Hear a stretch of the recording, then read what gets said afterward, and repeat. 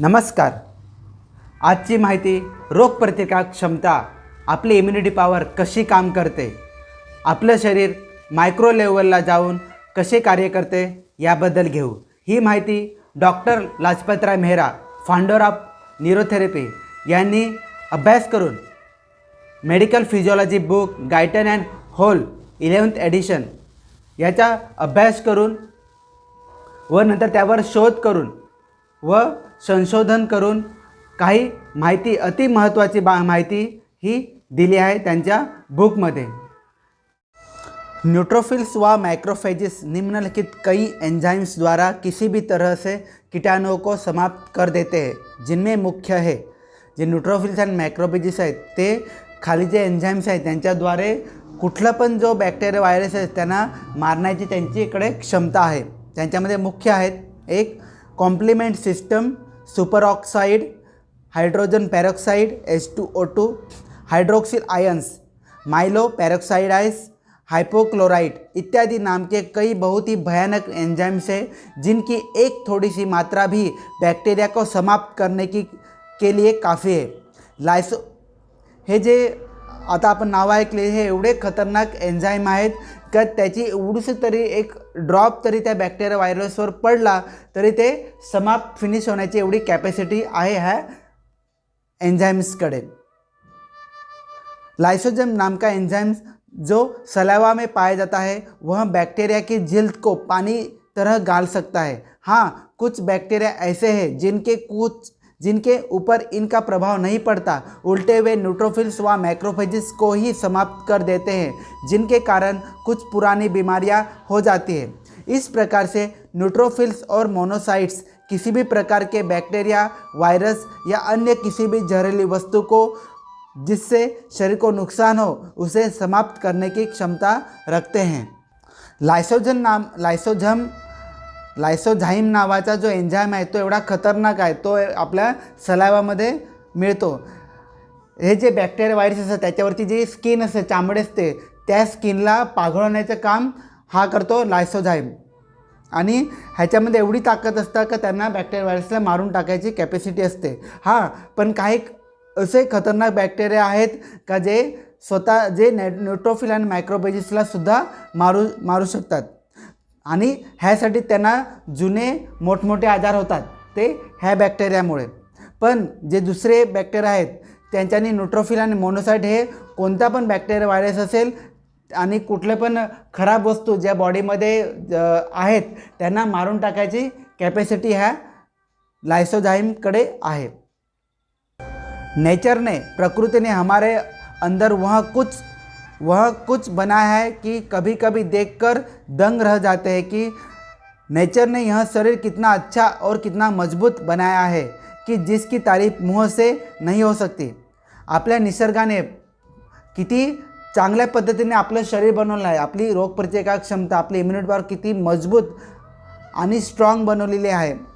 ह्याची जे स्तुती करणं हे तोंडाने स्तुती करणं एवढ्यापर्यंत नाही, त्यासाठी काहीतरी खूप मोठे विचार करावे लागतील. आँखों में कितना कचरा जाता है मगर हमारे आंसू में क्या कमाल है. जब भी आँखों में कोई कचरा जाता है तो आँखों में पानी आ जाता है और कचरा बाहर निकल जाता है.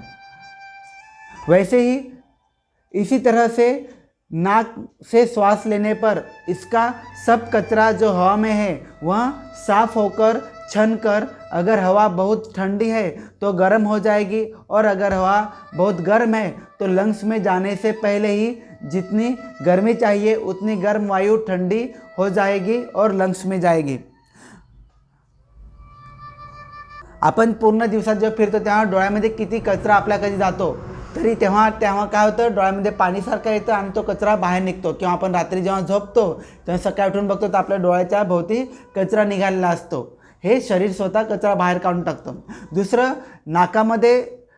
नाकामध्ये जी हवा जाते, जेव्हा बाहेर एवढं प्रदूषण आहे तर जेव्हा ती नाकामध्ये हवा जाते, जर त्यामध्ये कचरा असेल तर नाकामध्ये जे केस आहेत किंवा म्युकस आहे तो कचरा आतमध्ये जाऊन देत नाही, तो प्युरिफाय होऊन म्हणजे त्याचं गाळणी होऊन तो हवा आतमध्ये जाते.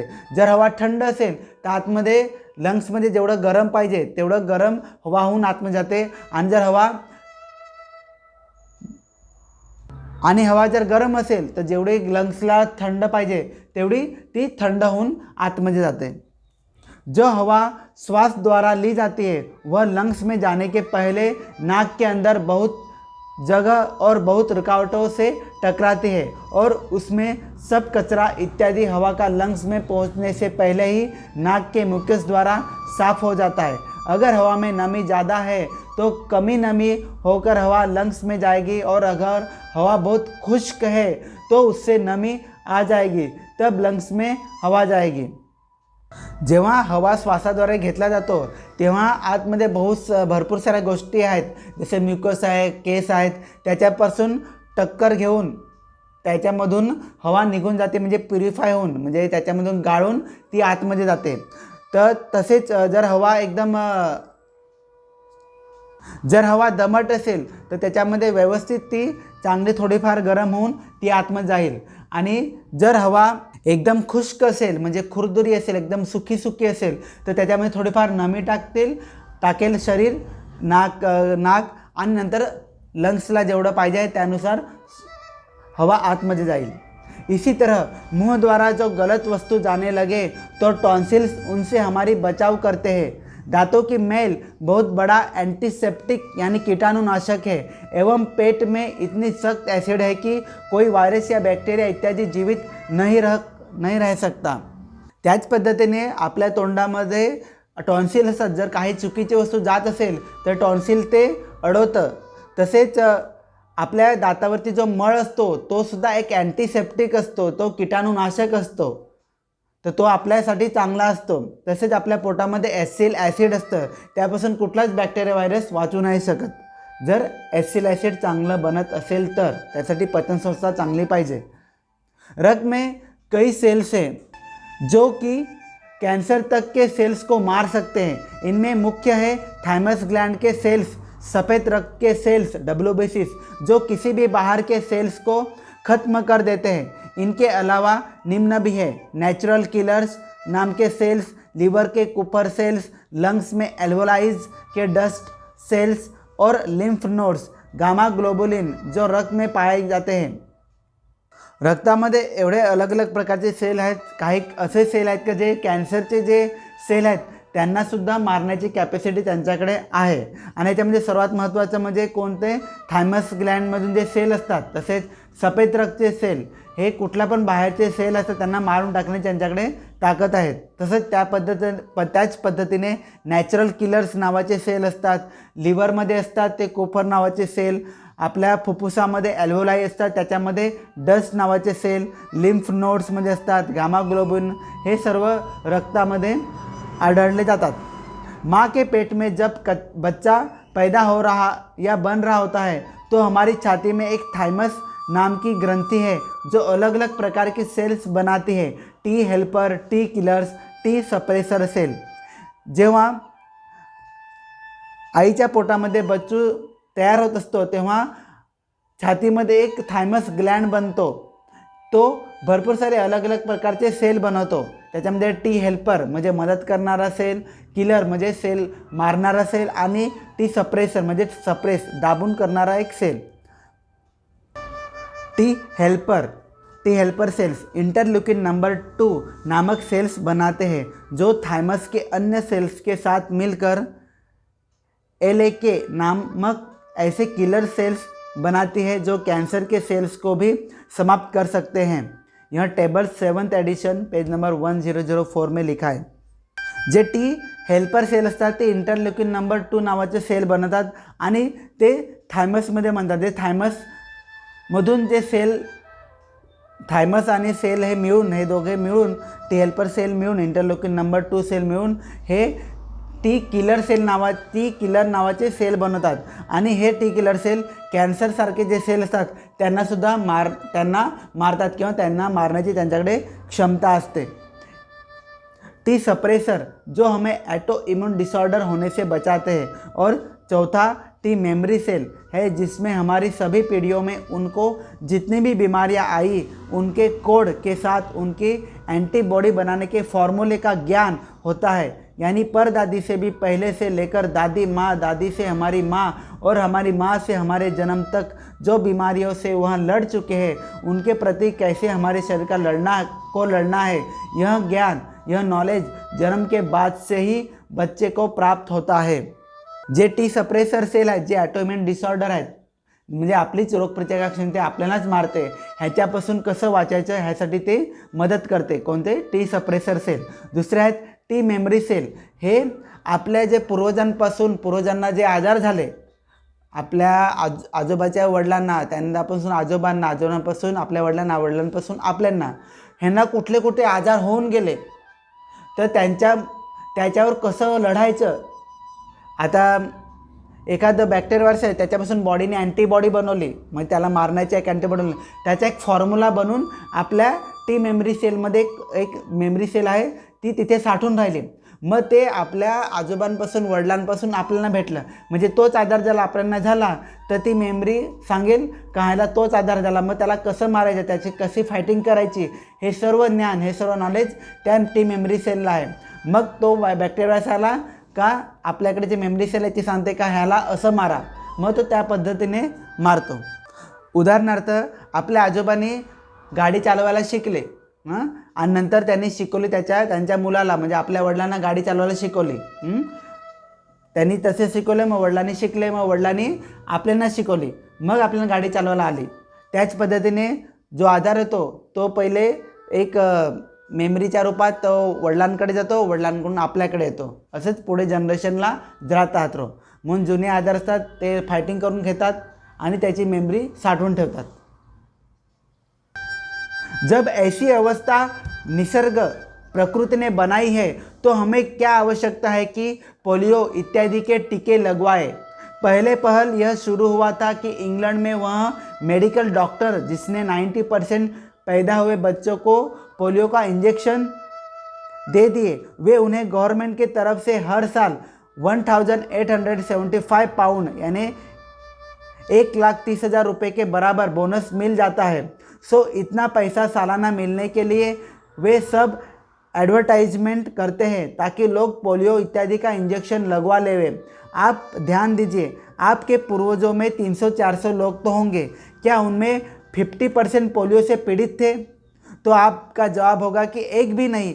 जबकि ऐसा नहीं था तो यह इंजेक्शन क्यों देना है? यह समझने का विषय है कि पोलियो का इंजेक्शन बने 35-40 साल हुए हैं, इसके बाद ही कितनी बीमारियां आए कि हिसाब नहीं।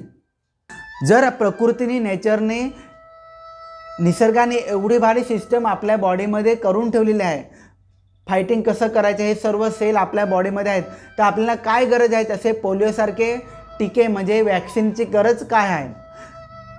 जेव्हा सुरुवात हे झाले, जेव्हा मेडिकल जे डॉक्टर होते 90% जेव्हा मुलं झाली त्यांना जर तुम्ही हे पोलिओचा डोस दिला तर त्यांना दरवर्षी 1,01,875 पाउंड पैसे भेटायचे, म्हणजे 1,30,000 रुपये त्यांना दरवर्षी मिळायचे। म्हणून त्यांना हे जास्त पैसे मिळायला पाहिजेत किंवा सर्व डॉक्टरांना जास्त पैसे मिळायला पाहिजेत, म्हणून त्यांनी ॲडव्हर्टाईज केली का हे घेणं फार गरजेचं आहे, असं आहे तसं आहे, त्यांनी पोलिओ होतो, हे होतं ते होतं। अनेक सर्वे झाला, त्यामध्ये जेव्हा पोलिओ तेव्हा आला, सुरुवातीला आला, मान्य आहे पोलिओ आला, पण जेव्हा तो पोलिओ जात होता 5-6 वर्षांनी 10 वर्षांनी जेव्हा पोलिओ जात होता त्याच्यानंतर ते पोलिओचं वॅक्सिन आलं आणि सर्व क्रेडिट कोणाकडे गेलं? पोलिओकडे गेलं का पोलिओचं वॅक्सिन आलं म्हणून हा आजार निघून गेला। तर तुम्ही आता स्वतः हे कोणी तुम्हाला सांगणार नाही, तुम्हाला स्वतःचा स्टडी, स्वतःचा अभ्यास स्वतःलाच करायचा आहे। तुम्ही आता एक उदाहरण देतो किंवा तुम्ही स्वतः एक स्टडी करा, तुमच्या पूर्वजांमध्ये 300 ते 400 लोक असतीलच, तर त्यापैकी 50% लोक ह्यांना पोलिओ होता का?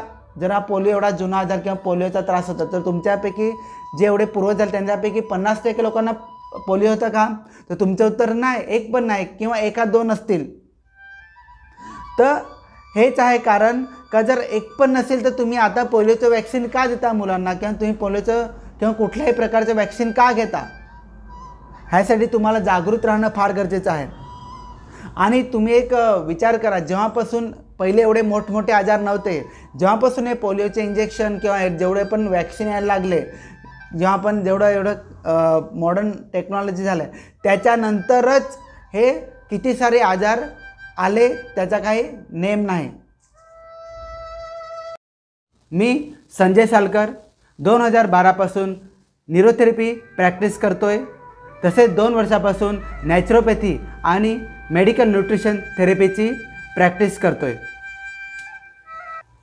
तसेच आम्ही मोफत सर्दी, खोकला, ताप, डोकेदुखी यावर मोफत श्वास ई क्लिनिकद्वारे न्यूट्रिशन थेरपीद्वारे फक्त न्यूट्रिशन डाईट देऊन उपचार केला जातो. आमचे श्वास क्लिनिक गंजाड येथे आहे आणि दुसरं श्वास क्लिनिक हे डहाणू येथे आहे.